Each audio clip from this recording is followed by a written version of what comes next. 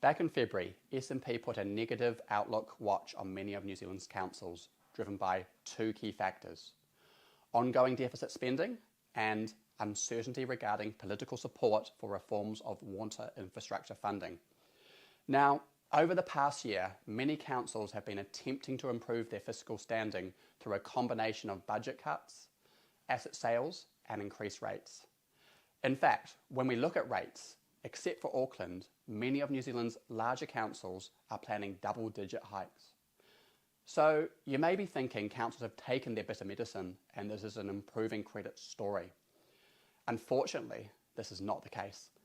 Despite these historically large increases, most councils continue to use deficit spending and face challenges funding essential long-term infrastructure. On top of this, again except for Auckland, there is significant uncertainty in how water infrastructure will be addressed and funded. In my view, water funding faces three key challenges. One, not all councils currently use water metering. Some of New Zealand's largest councils, such as Wellington, Hamilton and Dunedin, have little to no use of metering. This means water will in some cases need to continue to be funded from general rates without any consideration of usage. Two, the method of funding water needs to provide certainty without causing other council funding conflicts. The government's pre-election water reform policy does not mandate metering. Rather, it allows for continued funding of water from general rates with ring fencing of revenue. This sounds reasonable in principle, however, when practically applied, presents challenges. One of the reasons we have this infrastructure deficit is historically councils have underfunded water infrastructure, preferring to fund non-essential services and assets that increase their likelihood of re-election and underrate relative to spending needs.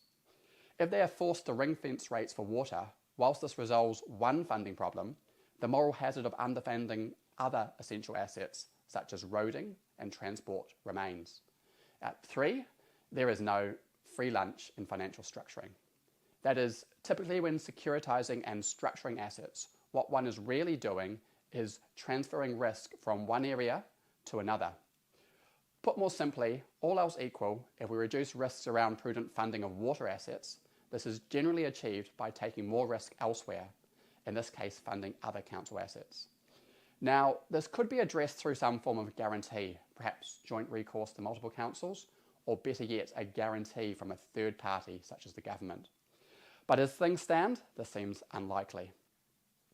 Ultimately, these twin issues of unbalanced budgets and water infrastructure funding uncertainty mean there is a growing probability that we could see credit rating downgrades for some councils, perhaps as early as later this year. This is something we are keenly attuned to, as oftentimes it leads to widening credit margins.